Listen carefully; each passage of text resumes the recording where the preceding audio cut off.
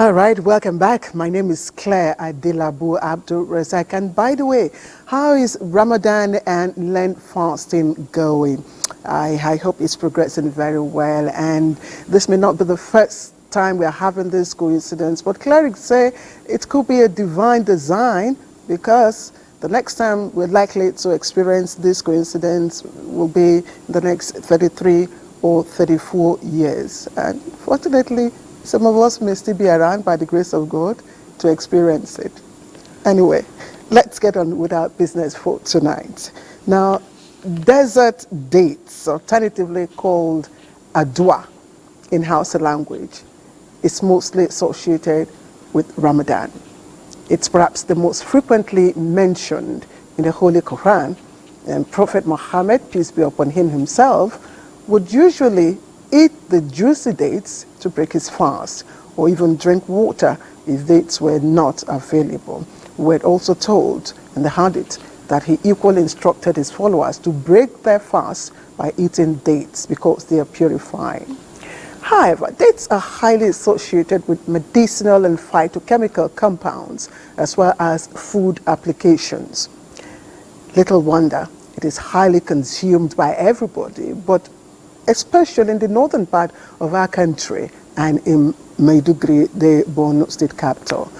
Maimuna Garba takes a special look at the nutritional value of this adua and other benefits of this wild fruit. Desert date is a thorny plant species native to many parts of Africa and the Middle East. Locally, the adua fruit is consumed as snack. The seeds are used in oil extraction and nuts, while the drawback of the fruit has a distinctive pungent taste. The aqueous extract of the fruit is used in birth control. It's used as spermicidal. It is also used in whooping cough. It is used in managing skin infections. It is used to manage hyperglycemia, that's high blood glucose. It is worthy to note, as experts opine, that both leaves, pulp, and seeds of desert fruits contains important nutrients, vitamins, and minerals, as it contains many other functional compounds like polyphenols, flavonoids, alkaloids, and saponins, a structurally complex phytochemicals which is important in the human body. Local people also use this desert fruit as a treatment of some ailments like jaundice, malaria, fever, infection, wound healing, and many. The fruit is usually at its peak of harvesting during Harmattan season and cheap, as residents patronize it due to its medicinal value that can cure cold, flu, fever, and other ailments associated with the cold weather, among others. I take desert dates all the time because it is good for me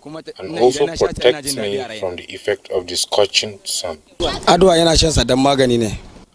eat desert dates because it can cure so many diseases, especially pile. When in season, adua is highly patronized and cheap. I sell 10 small measures a day, but during its season, I could sell a bag. Majority of my customers are women, especially the pregnant ones. Apart from its medicinal properties, the desert date is used as an ingredient for making some delicacies like porridge and soup. The bitter-sweet taste of the fruit stimulates one to crave for more. So, have a taste of adua. Well, quite surprising. I was wondering why it was called adua and not dabino, the usual one we know. But I'll certainly look out for this one. It's also called desert dates. Now, it's surprising that in this modern age, men still blame women for not giving birth to baby boys. Now, even in our biology class, I remember very well, we were taught that men are the ones who carry the Y chromosome, of course, that bears the male fetus. Now, people are usually happy and in love when they get married, but things begin to change a few years after marriage, and especially if the woman or the wife continues to give birth to baby girls. Now, things could also deteriorate, and divorce usually sets in. So many marriages have broken up because of the blame game on who is responsible for the male child. Now, if you're still in doubt, our next story will bust the myth and reveal the truth about conceiving a baby boy. Sandra Akame tells us. Over the years, many keep wondering why some parents give birth to children with the same gender, which most times result to crisis among families, tagging it as heritable. For some families, having children of same sex affects their life satisfaction negatively. If a woman keeps giving birth to female children, particularly, the husband worries and the husband's people worry that she's not giving birth to a male child that will advance the name of the family. It's not that the woman cannot give birth to the female child. It's what the man gives the woman, that woman will produce. If Almighty Allah give you birth for female, he will say, hey, even a man, now I'm better. Well, it takes two to tango, but scientifically, research has it that it only takes the spermatozoa to determine a baby's sex. Medical experts explain that the theory of X and Y chromosomes in parents' hormones at the moment of conception has an influence. They further hint on the possible ways of getting a particular sex of a child should parents desire it, although the chances may not give 100% results. Chromosomes are aggregation of genes, okay? And every human being has 23 pairs, okay? 22 of them are what we call autosomes, and one of the pairs is what we call sex chromosomes. So of the sex chromosomes, you have in the man what one of them is called the X chromosome and one is called the Y chromosome. In the woman, both of them are X chromosomes. So usually the combination that leads to a male is the XY chromosome, while the combination that leads to a female is the XX chromosome. Science has come up with something where we can do X selection, embryo selection. We can hatch several embryos with spermatozoa, and when they begin to grow, there will be many cells. We can pinch a cell. Thank you for this report. Now you know sometimes the XY and the XX chromosomes get complicated, especially for the unlearned, people back in the rural villages. But suffice it to say, as the woman said, it is waiting the man put for the woman, nine the woman they bring out. Anyway, male or female, every child is a blessing. And remember, for me, Adams, Omolasho in your children are our clothing, no specifications.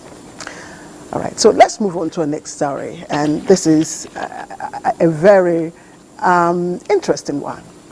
And I started this way.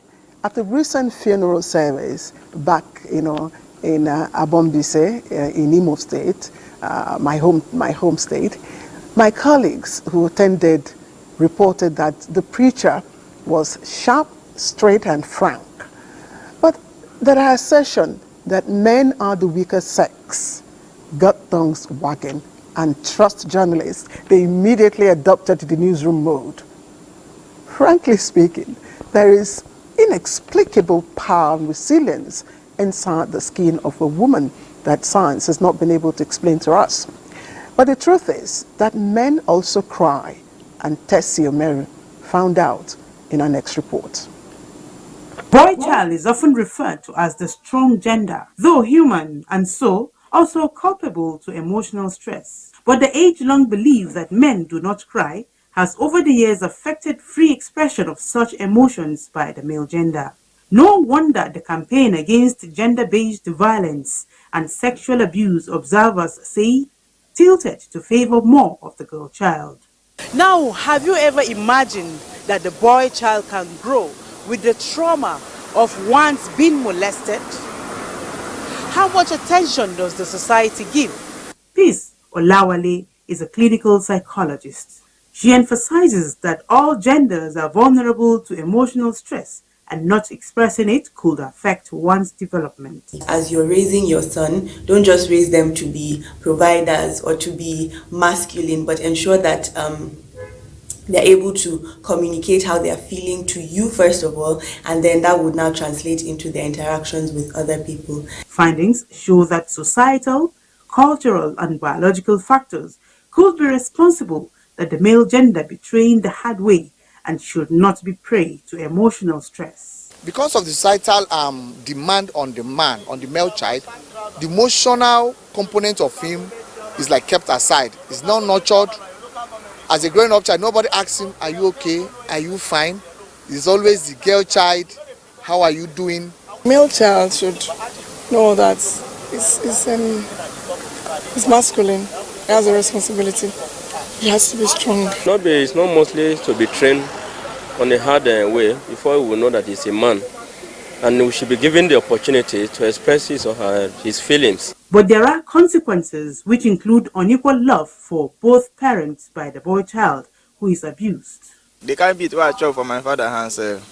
So saying everything my sister they chop for no pay me. Now only my mother want no child. Man.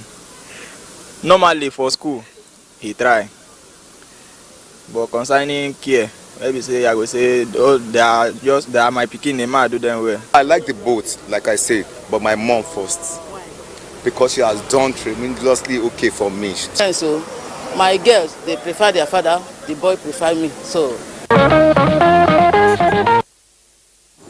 Tessie Omeri, thank you. And I overheard my colleagues say men can't cry, but all I can say is that may we not encounter the unexpected that will force or compel tears out of our eyes.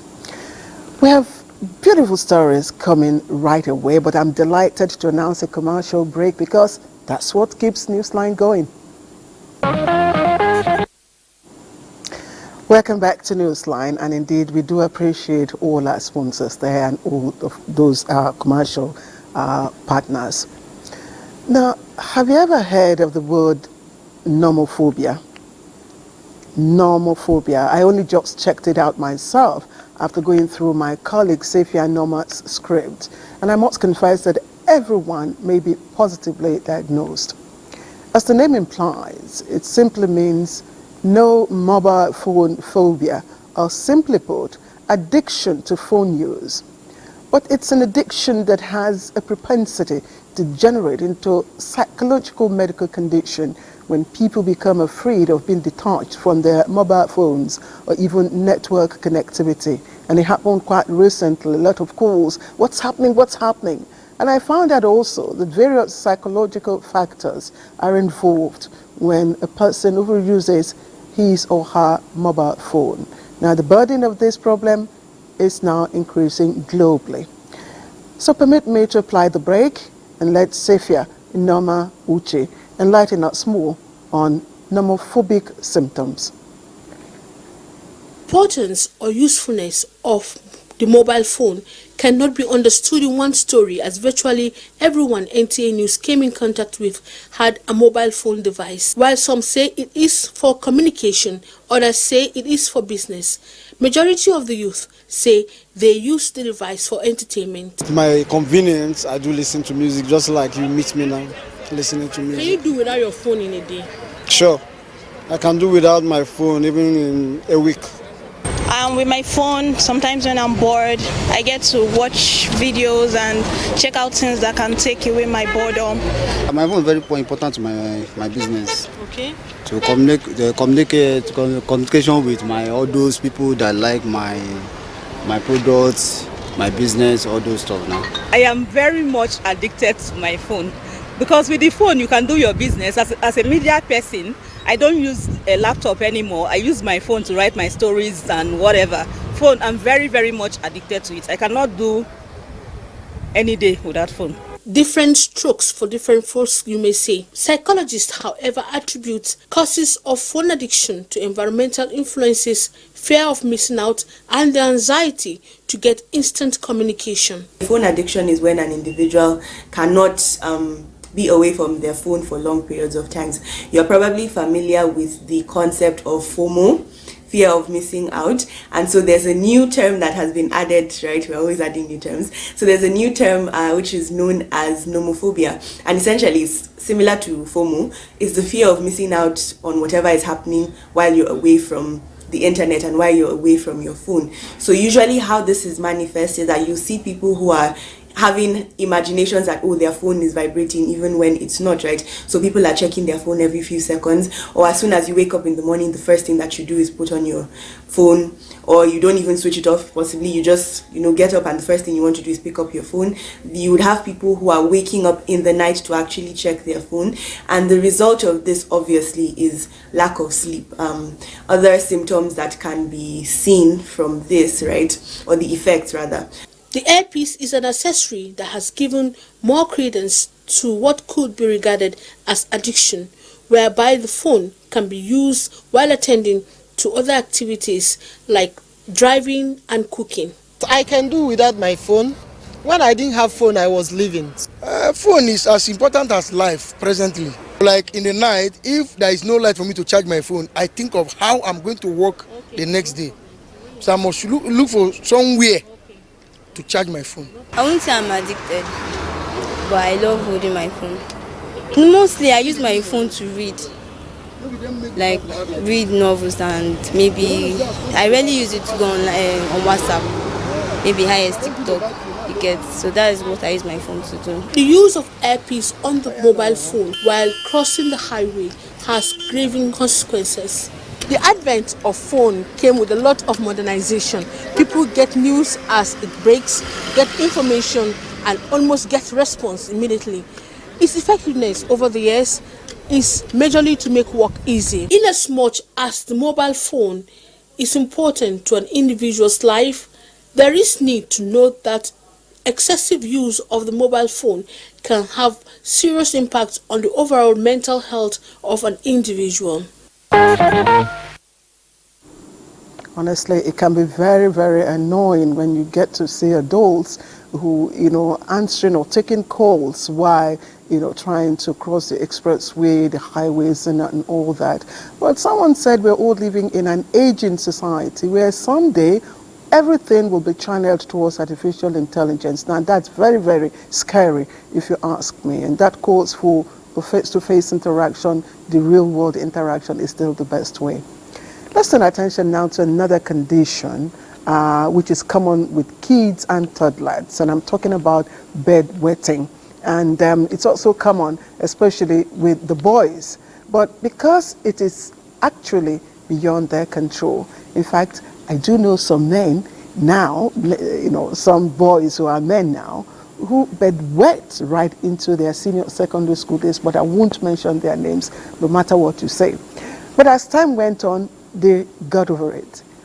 Bedwetting can also hit the adults too, and one can only imagine the shame, trauma, and agony that it brings with it. Tolulokpe Joseph is the next person in our next story, and Tolulokpe was bold enough to share his experience with our correspondent, Walaji Akim, in this report. For 25 years, Tolulokpe Joseph was subjected to pains, fear, shame, insecurity, and low self-esteem as a result of bedwetting. Having the bedwetting condition for over 20 years was not a joke at all. I was traumatized for a very long time. I had many situations of embarrassment when I was still with my ex. Yes, the relationship is no longer there. It's not that condition that actually dissolved the relationship. However, when we were still together, there was a time I passed my night in this place and this thing happened. It was a very shameful thing for me. With persistence for almost 20 years, Tolulokpe finally came over bedwetting and is now a bedwetting awareness advocate.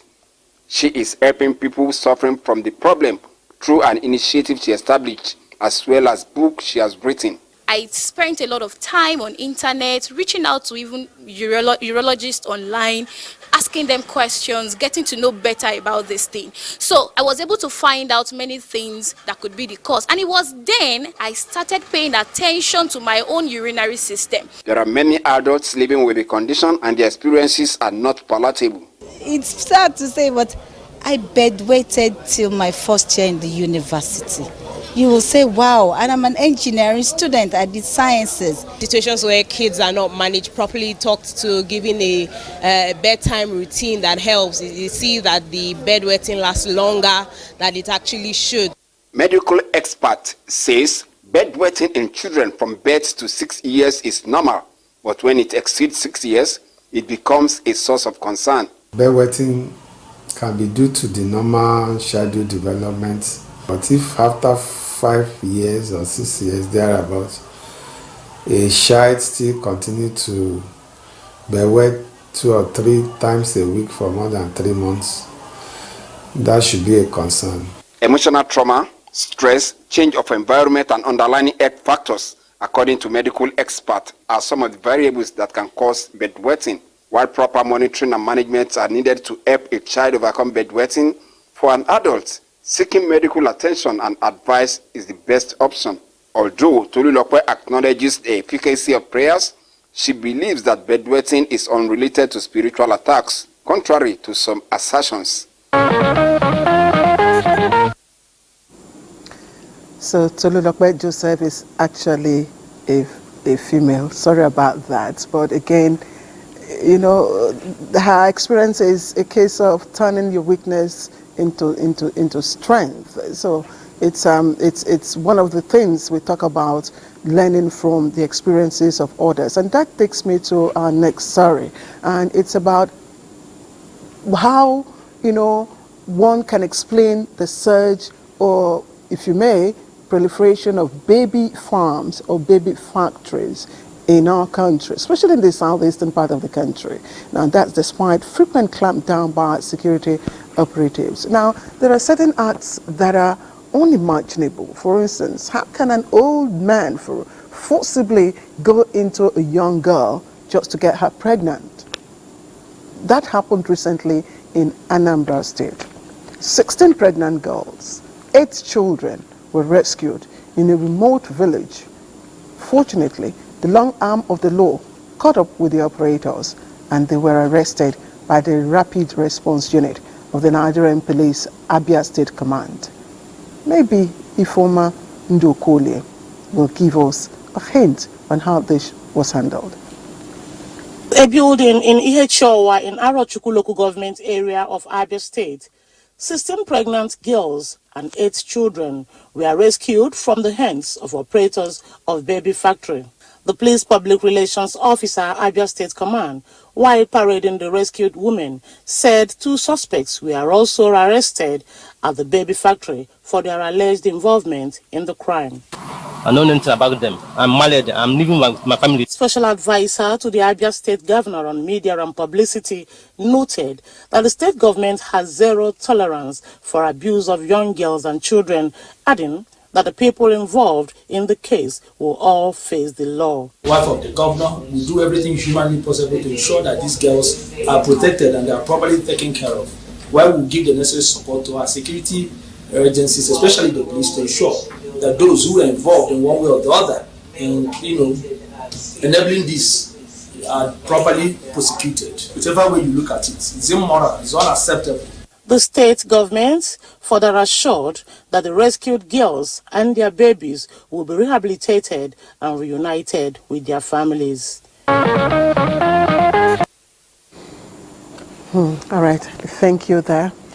You're watching Newsline. Please bear with us as I call for another break to service our clients. Welcome back to Newsline. If you've just joined in, and we are on the home stretch now.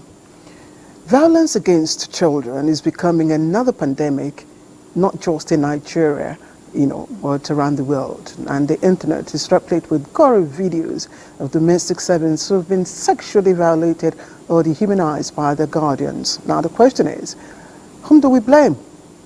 How do we deal with such women? And what legal rights do these maids really have? And of course, the next report is about 10-year-old Esther, who was allegedly molested, beaten to a stupor until she lost consciousness. Maureen Leo Ajom tells us more. I received information about the plight of 10-year-old Esther from the Center for Gender Development, University of Calabar, and upon arrival at the institution, little Esther was seen on admission receiving medical attention after being rescued from the hands of her master. It has been happening, but the one that broke the camel's back was on Wednesday night. This around past 10.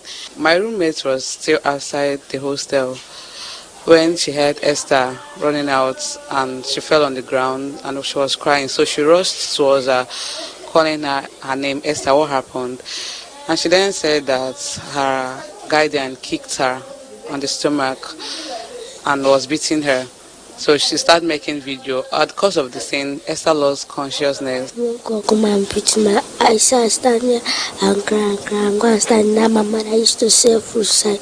The Arab students alerted the authorities of the University of Calabar that further directed the Unica Medical Center to ensure her resuscitation and further medical and social examination and treatment. When I saw her on examination, I discovered that she was barely conscious. She was in a state of stupor, because stupor is the state of almost complete unresponsiveness. After about 4 hours, she became more responsive and was able to, attempt to respond to my questions, nodding her head, shaking her head, and then speaking in very low tones. In summary, she had been severely traumatized, both physically and psychologically. What is now the major concern of the University of Calabar authorities and other concerned Nigerians over Esther's case is Esther's rehabilitation, and even the trace of her biological parents is in doubt.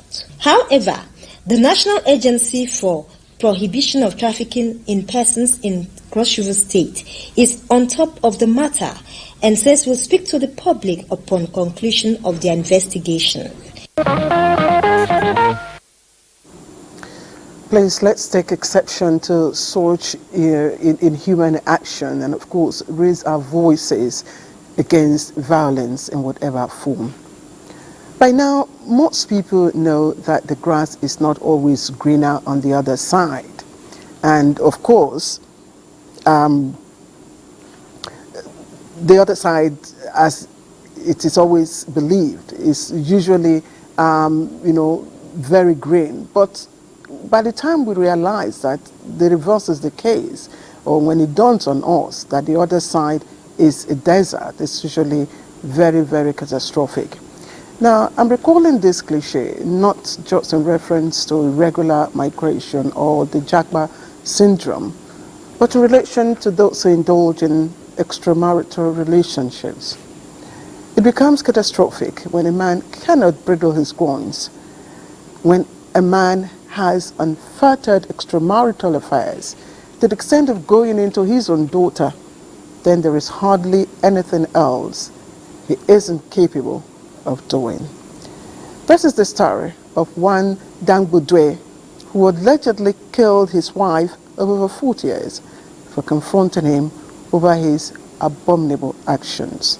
Ijoma Ugweke took the pains to travel to Sim community in Kana, local government area of River State, which is 60 kilometers from Port Harcourt, to unravel the incident for Newsline.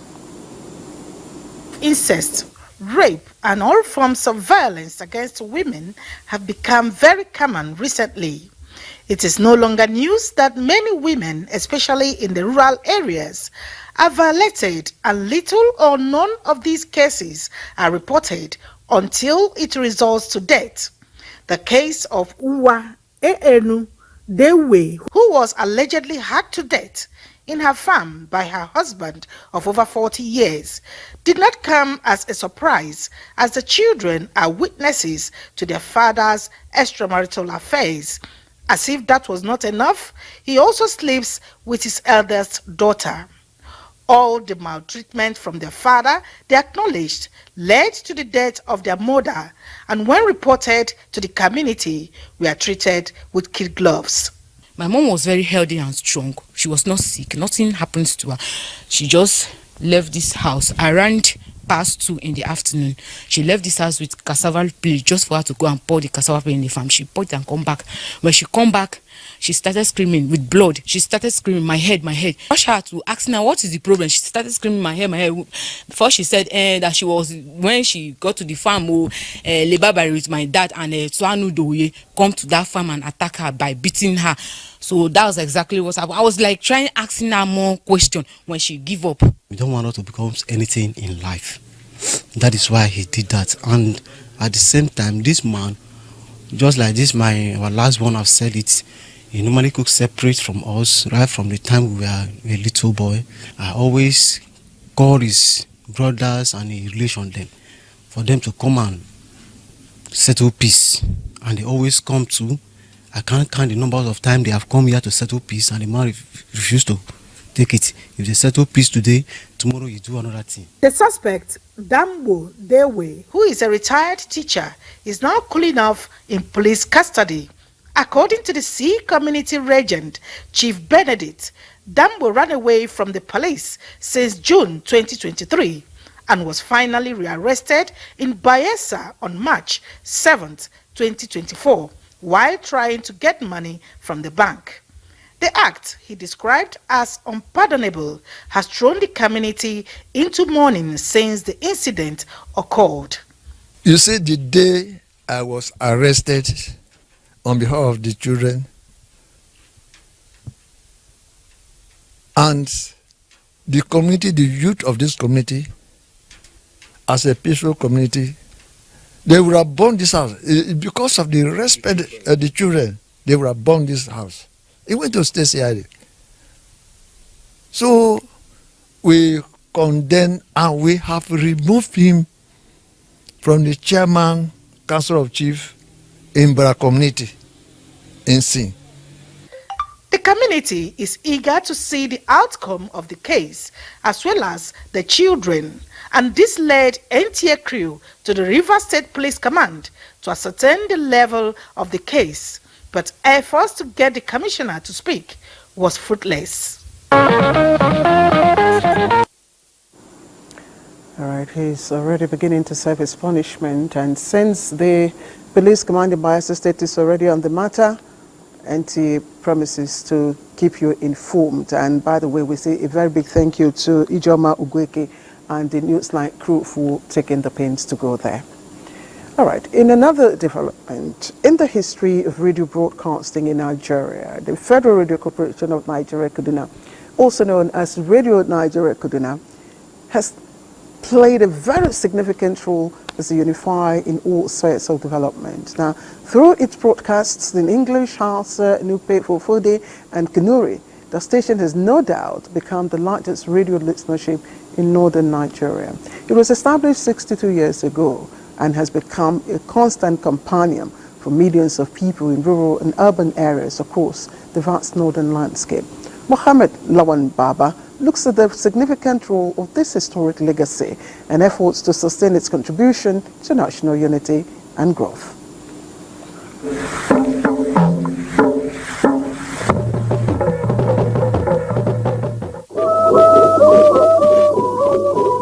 Notable signature tunes of some programs played for more than 60 years at Radio Nigeria Kaduna. These programs still ring a bell to radio listeners nationwide. Established in 1962 by late Premier of Northern Nigeria, Sir Ahmadu Bello Sardauna of Sokoto, Radio Nigeria Kaduna contributes immensely in the development of Nigeria and the country at large. Even with the advent of social media, radio remains relevant. Little wonder this multilingual radio station maintains its status quo of serving the people in information dissemination and promotion of government policies and programs. Mohammed Ibrahim served as a zonal director and Director General of FRCN. Lawal Yusuf Saulawa was also Executive Director of this reputable media. Do we need Radio Nigeria Kaduna? If we do need it, the government must pump in a lot of money to rehabilitate it. There is no two ways about it. You cannot allow an important radio station serving millions of people, serving within and outside the country, to lie fallow. They should maintain and improve on what they are doing so that the station will continue to develop. Hawa Saulawa and Suleiman Muhammad Kaura share their experiences as veterans who worked with Radio Nigeria Kaduna in the 60s and 70s. None could compare with what we did during our time. They should, further develop themselves. So Radio Nigeria Kaduna had been contributing positively to the social, economic and political development of this country. What we want is federal government continued support for operations to improve. This is one establishment that you cannot get fake news. So why don't the government support the FRCN to achieve that role in national orientation, in spreading the national culture of patriotism and nationalism? Here, an information from FRCN, you know that information is authentic. And just like I have said, is the funding. The government needs to improve the funding. Staff of Radio Nigeria Kaduna are professionals. Well done. Government is, however, not unaware of this clamor to develop FRCN Kaduna and is not unrelenting. Technology is moving fast. We can't stay behind. FRCN and NTA can't stay behind, and therefore there must be effort to, as we move forward, to ensure that they are in tandem with what is happening and best technologies around the world. Radio Nigeria Kaduna is a household name in Nigeria and even some West African countries like Cameroon, Chad, and Niger.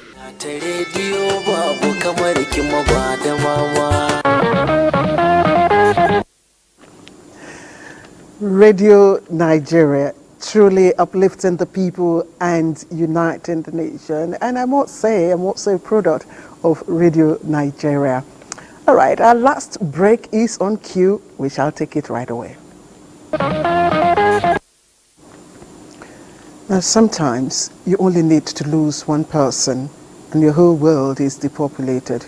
Engineer Labi Olatunde, head of procurement to the Nigerian Television Authority, NTA, found himself in this situation when he lost his beloved wife, Bola Richa Alabi.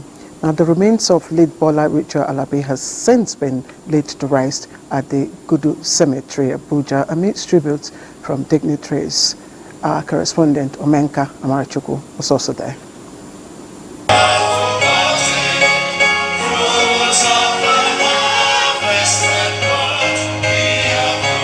In the journey of life, from down to dust and from cradle to climax, one thing is certain: the final end to everyone's activities on earth. So is to Bola Rachel Alabi as she passed on recently. At the funeral rites at Estate Baptist Church, Abuja, was devoted to sober reflection and the call to all to please God and maintain godly love to each other. But I'm telling you, as you are seated here with Christ, you have defeated death. I'd like to encourage you, there is hope for every believer. Sister Bola has conquered death. Will you join her? It's your life in Christ. In times like these, we need an anchor. In times like these, we need a savior. And one characteristic thing you see about her is that she's on the Bible, because that was her Bible. She has fought the fight. And I can tell us she has won the ground. Contribution, their combined mission to work focus on alleviating the sufferings of orphans, and the less privileged, which earned them a reputation as dedicated soul committed to wiping away of tears, meeting the needs of the marginalized and the less privileged.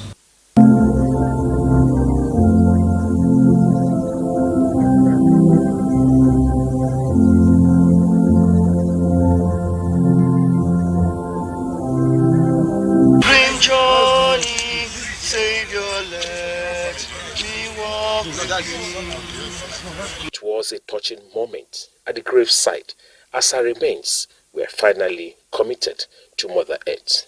My advice to the husband is that he too that is living now should also try to hold on to God firmly and live a life that is pleasing to God. Aged 50, late Bola Rachel Alabi was a staff of NAFDAC, left an indelible footprint in the stratum of her profession. She is survived by her husband, Engineer Alabi Olatunde, head of procurement in NTA headquarters, children and many relations. All right, we have just enough time to say our goodbyes. So I'd like to leave you with the words of Orison Swett. There's no medicine like hope, no incentive so great, and no tonic so powerful as expectation of something better tomorrow. May our tomorrow be better than our today. It's goodbye from me and the production crew.